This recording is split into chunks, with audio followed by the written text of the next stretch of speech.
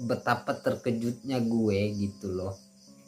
Di dalam WC tersebut bibi gue tuh udah nyender di bak, bahkan di sebelah kiri ibaratnya ya, di sini ibaratnya seperti wastafel lah kan. Udah nyender, rambutnya tuh udah ngembang gitu, udah melebar. Dan yang paling epicnya apa? Kukunya ini panjang.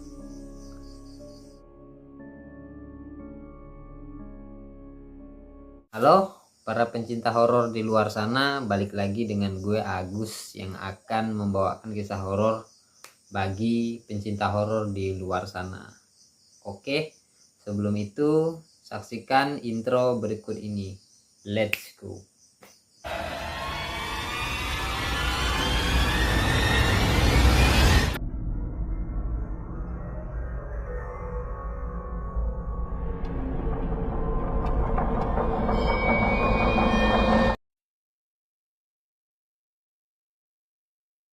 Jadi kisah ini gue dapatkan dari teman ibu gue gitu loh.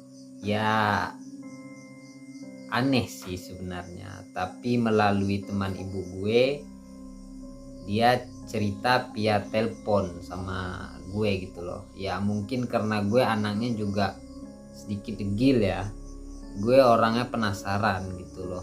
Jadi gue tanyakan lah seperti apa kisahnya. Awal mulanya kisah ini terjadi pada tahun 2015 lah. Pada saat itu gue masih kelas 3 SMP ya kalau nggak salah. Dan kisah ini berkaitan dengan keluarga gue gitu. Ya bisa kita sebut saja itu yang mengalami itu bibi gue gitu loh, ibaratnya ya bibi lah. Dan pada saat itu gue ya masih bocah lah bisa dibilang ya. Masih kelas 3 SMP tuh ya masih apa sih, kerjanya cuma main aja gitu kan. Dan kisah ini menurut gue sangat-sangat epic sekaligus creepy sih untuk didengar gitu loh. Ya gue bawakan kisah ini spesial untuk malam Jumat gitu loh. Gue membawakannya juga sedikit ya pastinya bulu-bulu sudah berdiri semua ya. Kita mulai saja gitu loh. Jadi pada saat itu gue berkunjung ke rumah bibi gue, dan itu letaknya gue kasih info sedikit ya. Letaknya ini ya di tengah kota loh. Kejadian ini di tengah kota gitu. Pada saat itu gue bermain di rumahnya ya. Gue dekat juga dengan anak bibi gue ya sebagai teman gue gitu. Dan di belakang rumah bibi gue ini ada dua kumpulan apa ya bilangnya ya, dua kumpulan bambu ya, bisa dibilang bambu kuning lah, kami di sini nyebutnya bambu kuning ya. Dua tapi berpisah gitu, seperti membangun sebuah tiang gitu, sebuah gerbang maksudnya. Jadi di sebelah kanan satu gempong gitu, di sebelah kiri juga satu gempong gitu. Banyak sih. Dan gue sering bermain di situ gitu. Jadi informasinya sedikit seperti itu gitu. Jadi pada satu ketika bibi gue nih sedang apa ya bisa dibilang masak lah ya, masak untuk gue dan anaknya gitu. Jadi pada saat itu gue libur sekolah ya kan. Pada saat itu seingat gue libur sekolah gitu kan. Jadi sepenuturan bibi gue di belakang itu memang agak sedikit menyeramkan lah tempatnya gitu. Tapi kalau siang enggak gitu loh, karena suasana di situ rumahnya padat, rame gitu. dan banyak anak-anak juga gitu loh. Jadi selesai masak, gue dan anaknya dipanggil ke dalam dong, disuruh makan kan. Ya makan lah gue kan dengan anaknya ini. Ya daripada susah bisa saja kita sebut namanya, gue samarin si Andi.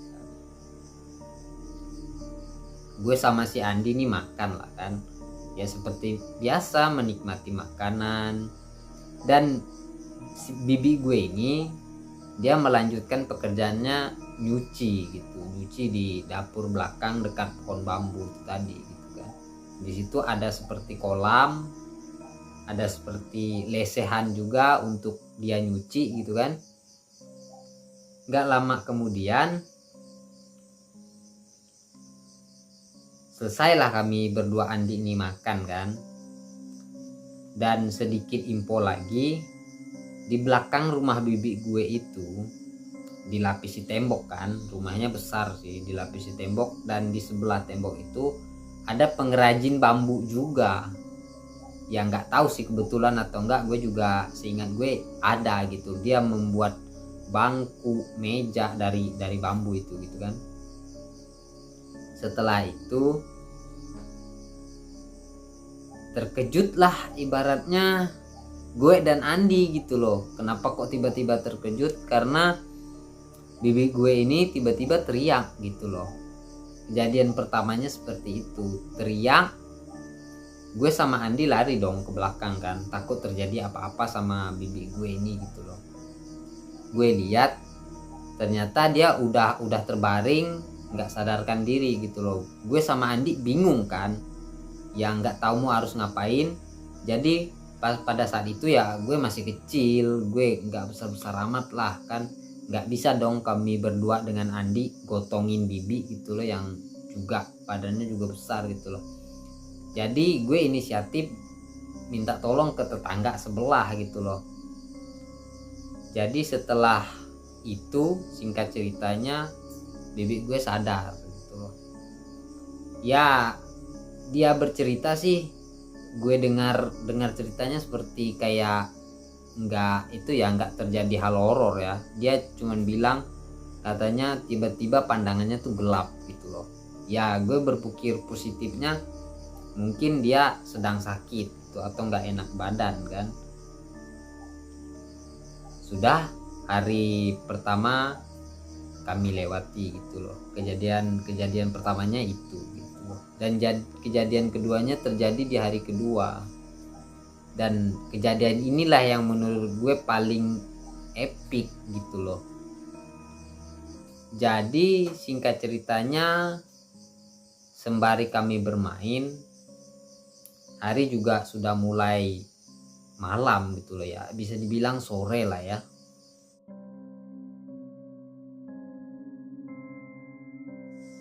Jadi pada saat itu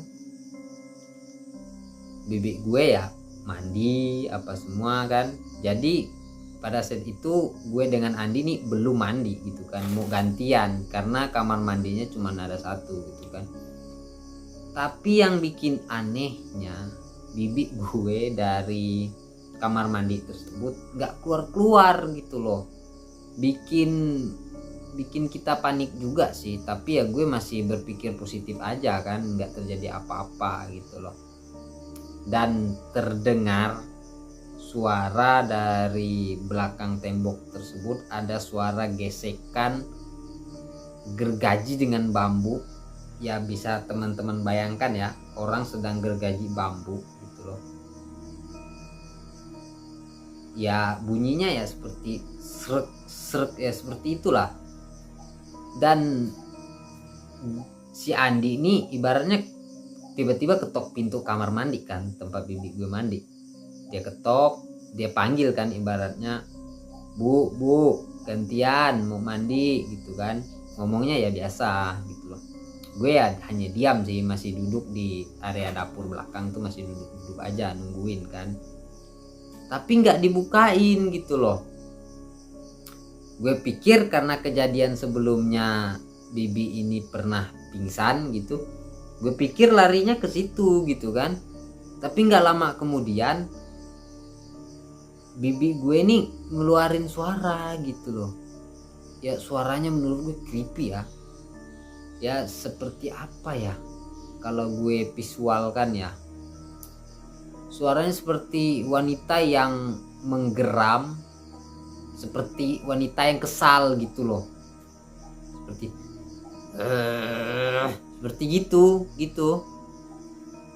Ya gue juga panik, Andi juga panik gitu kan. Lagi dan lagi gue panggil tetangga gitu loh. Gue panggil dan terpaksalah pintu WC itu didobrak. Dan betapa terkejutnya gue gitu loh, di dalam WC tersebut bibi gue tuh udah nyender di bak, bahkan di sebelah kiri ibaratnya ya, di sini ibaratnya seperti wastafel lah kan, udah nyender, rambutnya tuh udah ngembang gitu, udah melebar. Dan yang paling epicnya apa, kukunya ini panjang. Gue cerita kayak gak masuk akal sih, gak logika, tapi itu benar-benar gue lihat dengan mata kepala gue sendiri gitu loh. Jadi sebelum gue cerita ini, makanya gue konfirmasikan, gue telepon itu bibi gue tanyain kabarnya. Jadi dia bilang dia nggak ingat ceritanya bagaimana, dia nggak terlalu ingat. Yang dia tahu ceritanya dari tetangganya seperti itu gitu loh. Ya lanjut lagi, saat kukunya panjang itu dia udah kayak gini posisinya, udah nyender di bak gitu loh. Ya bisa dibilang, kami bilangnya itu, dibilang kesurupan juga enggak gitu loh, beda ya, apa ya sebutannya ya. Jadi kalau menurut kepercayaan gue dan yang gue ketahui gitu loh, dan gue dapat informasinya, gue tanya-tanya sama ibu gue tanya sama orang-orang yang bisa gitu kan, yang tahulah tentang hal seperti itu. Katanya dia nyilu lah ya. Kalau teman-teman pernah merasakan nyilu mungkin ngerti ya. Gue juga susah ingin memvisualkan nyilu itu bagaimana gitu loh. Ternyata si bibi gue ini nyilu karena mendengar suara bambu yang digergaji itu gitu loh. Dia seperti berubah menjadi sosok monster gitu. Ya kayak aneh sih, tapi itu suasananya pak creepy banget sih, sumpah. Sangat-sangat creepy bagi gue, dan anaknya pun takut gitu ngelihat. Ya bisa dibilang mungkin gue udah terbiasa dengan suasana-suasana yang horor. Gue juga bisa bilang diri gue juga sedikit berani ya dengan hal itu. Sampai saat ini, sampai gue juga udah lumayan tua gitu, gue juga sering melakukan hal-hal yang ibarat pekerjaannya tuh seperti mendekati horor gitu loh. Ya nanti akan gue bawakan lah ceritanya pada saat gue kerja di kebun gue gitu loh. Tapi balik lagi ke topik utamanya cerita ini. Keesokan harinya suami bibi gue ini datanglah dari kerjaannya. By the way ya, mohon maaf gue belum ceritain, pada saat gue berlibur ke rumah bibi gue ini, suaminya sedang berada di luar daerah lah, kerja, orang kantoran sih, orang dinas kan. Ya pada saat hari ketiganya ini, hari ketiga ya, iya betul, hari ketiga si ayahnya Andi ini datang lah kan, dan diceritakanlah semua yang terjadi itu tadi, dari bibi gue pingsan, dari bibi gue yang di kamar mandi itu gitu kan. Dibawalah berobat oleh paman gue nih, suaminya bibi gue kan, dibawalah berobat.